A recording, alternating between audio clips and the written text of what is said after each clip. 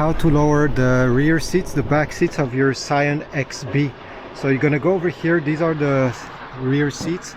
You're gonna find this button and you simply have to click on it, tap on it, and then simply fold down the backrest just like that. Do the same thing on the other side. You're gonna have a button exactly on the corner of the seat right there.